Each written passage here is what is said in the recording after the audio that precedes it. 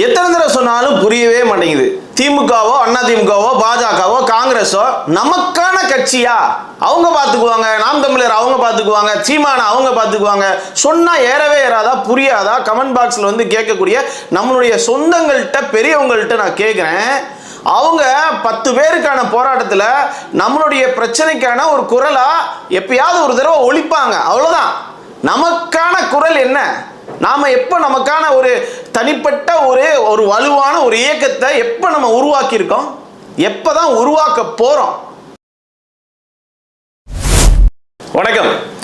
அதாவது இந்த நாயக்கர் சமுதாயத்துக்கான, இந்த தெலுங்கு சமுதாயத்துக்கான அரசியலை பேசிட்டு இருக்க என்னை போன்றவர்களிடமிருந்து கொஞ்சம் விலகியே இரு அப்படின்னு ஒரு சில பெரியவர்கள் ஒரு சில இளைஞர்களுக்கு அறிவுரை கூறுறாங்க.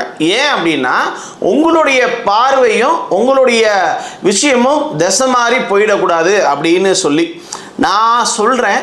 என்னுடைய வயதில் நீங்க அந்த அரசியலை பேசியிருந்தா நாங்க இன்னைக்கு கையேந்தி நிற்க வேண்டிய நிலைமை நிச்சயமா வந்திருக்காது.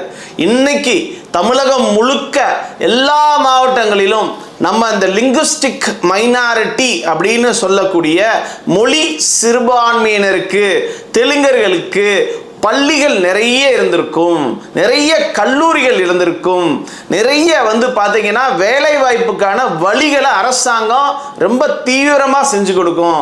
நம்ம மக்களுக்கான, அதாவது பொருளாதார விஷயத்துலையும் நாம் நிறைய விதத்தில் முன்னேறி போயிருந்திருக்கலாம். ஸோ இந்த இடங்கள்ல வந்து நாம் என்ன நினைக்கிறோம்?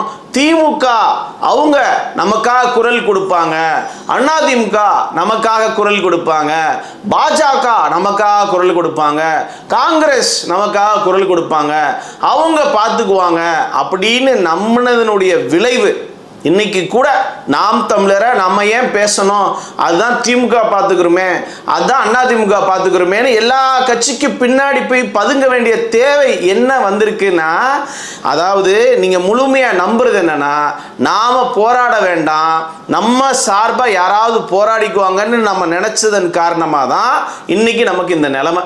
அவன் அப்பட்டமாவே தெளிவாகவே சொல்கிறான், நீ வந்தேறி நீ வெளியே போன்றது என்னுடைய கொள்கை, உனக்கு இங்கே வாழலாம் ஆளக்கூடாது அப்படின்னு வெளிப்படையா என்னைக்குமே எந்த ஒரு பெரிய மதவாத கட்சி கூட சொல்கிறேங்க, ஒரு இஸ்லாமிக் கண்ட்ரியாக கூட வச்சுக்கோங்க, அப்படிப்பட்ட ஒரு நேஷன் இல்லை ஒரு கிறிஸ்டின் கண்ட்ரி வேற எப்படி வேணா வச்சுக்கோங்க, அவங்க கூட இப்படி ஒருத்தவங்களுக்கு வந்து ஒரு எதிரான ஒரு ஆப்கானிஸ்தானில் தாலிபான் கூட சொல்லாத விஷயத்தை நாம் தமிழர் சொல்கிறேன். அப்ப அவங்களுக்கு எதிராக பேசக்கூடிய நம்மளை போன்றவர்களிடமிருந்து விலகி நில்லுன்னு சொல்லக்கூடிய பெற்றோர்கள் பெரியோர்களுக்கு நான் கேட்குறேன், நீங்க பேசியிருந்தா நாம இன்னைக்கு பேச வேண்டிய தேவையே வந்திருக்காது. நீங்க என்னைக்குமே கட்சிகளை நம்ம கட்சின்னு நினைச்சீங்கன்னா முடிஞ்சு போச்சு சீசன். நமக்கு ஆன உரிமையை நாம தான் போராடி பெறணும், நமக்கான அமைப்பை நாம் வலுப்படுத்தணும். இதில் எந்த மாற்று கருத்துமே கிடையவே கிடையாது. ஆகினால உங்களுடைய பார்வைகளை மாற்றுங்க. நம்மளுடைய மக்கள், நம்மளுடைய எல்லார்ட்டையும் நான் சொல்கிறேன், எதுவுமே நம்ம கட்சி கிடையாது. நாம் நமக்காக முழு நேரமாக பேசக்கூடிய அமைப்பு தான் நமக்குண்டான அமைப்பு, நமக்கான கட்சி. தயவு கூர்ந்து அவன் பார்த்துக்குவேன்னு சொன்னா, நாளைக்கு அவனுக்கு இவனால ஒரு பலன் இருக்குன்னா அவனை கூப்பிட்டுட்டு கை கொடுத்துட்டு போயிடுவான். நம்மளை ஒண்ணுமே கிடையாதுங்க. எவ்வளோ பெரிய இந்த மத்தியில் ஆளக்கூடிய யார் வேணா எடுத்துக்கோங்க, இதுக்கு முன்னாடி ஆண்டவங்க, இப்போ ஆள்றவங்க, அடுத்து ஆளக்கூடியவங்க யாரை வேணா இருக்கட்டும், ஒருத்தன் இவ்வளோ பெரிய வாக்கு வங்கி வச்சிருக்கான்னா நீ எல்லாம் தூசி லெஃப்ட் ஹேண்ட்ல நம்மளை தட்டி விட்டு போயிட்டே இருப்பான். நீ எவ்வளோ வேணா நம்பு, என்ன வேணா நினை, ஆனால் நமக்கான குரல் கொடுக்கக்கூடியவங்களை ஃபஸ்ட்டு நல்லா வரவேற்று அவங்கள கொஞ்சம் நாம் என்ன பண்ணணும், தூக்கி விடணும். என்னை போன்ற நூற்றுக்கணக்கான போராளிகள் வந்து குரல் கொடுத்துட்ருக்காங்க, சமரசமே இல்லாமல். ஒரே ஒரு தடவை தான் பிறக்கிறோம், ஒரே ஒரு தடவை தான் இறக்குறோம்.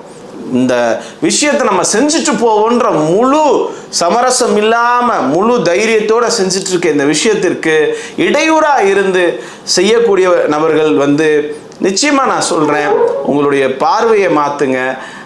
இந்த மானுடத்துக்கே எதிரான ஒரு கட்சியாக இருக்கக்கூடிய நாம் தமிழரை வேற யாராவது பார்த்துக்குவாங்கன்னெலாம் நினைக்காதீங்க. அப்பெல்லாம் யாருமே பார்த்துக்க மாட்டாங்க.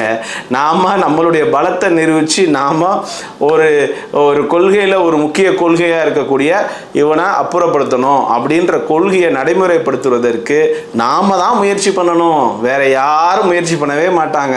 நல்லா ஒரு சுயநலம் கலந்த மகிழ்ச்சியை நாம் எப்பயுமே நம்ம மகிழ்ச்சியாக நினச்சிட்டு இருந்தோம்னா நமக்கு எந்த வரலாறுமே இருக்காது. லட்சக்கணக்கானவருடைய மகிழ்ச்சி தான் நம்மளுடைய மகிழ்ச்சியாக என்னைக்கு நாம் நினைக்கிறோமோ அன்னைக்கு தான் நம் சாம்பல்கள் மீது புனிதமான மக்களின் சூடான கண்ணீர் சிந்தப்படும். உங்கள் பேர் 1000 வருஷம் ஆனாலும் நிற்கும். அதை மறந்துடாதீங்க. சும்மா சுயநலம் கலந்த மகிழ்ச்சியில் மட்டும் வாழ்நாள் ஓட்டணும்னா நிச்சயமாக உங்களுக்கு வரக்கூடியது ஏமாற்றமே அப்படின்றதுல எனக்கு மாற்று கருத்தே கிடையாது உறவுகளே. அதனால் தயவு கூர்ந்து ஆதரவு கொடுங்க. அட்லீஸ்ட்டு இந்த சமூக வலைதளங்களையாவது சப்ஸ்கிரைப் பண்ணி ஷேர் பண்ணி ஆதரவு கொடுங்க அப்படின்றத கேட்டுட்டு அடுத்தடுத்த காணொளியில் சந்திக்கலாம். அதுவரை உங்களிடம் விடைபெறுவது PM பாரத். நன்றி.